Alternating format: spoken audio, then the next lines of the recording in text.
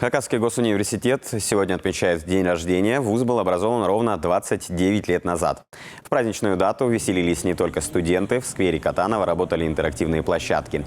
Все желающие могли сделать сувенир своими руками, оформить гербарий, поучаствовать в исторической реконструкции и даже попробовать себя в разборке и сборке автомата.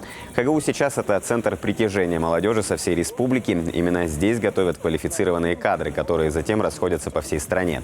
За 29 лет существования ВУЗ выпустил более 65 тысяч специалистов разной направленности и не собирается останавливаться на достигнутом. Университет прирастает, появляются все новые и новые специальности. У нас в прошлом году открылось порядка 7 новых направлений подготовки. В основном там связаны они с информационными программами, искусственным интеллектом, интеллектуальными системами. И они очень привлекательны для сегодняшней молодежи.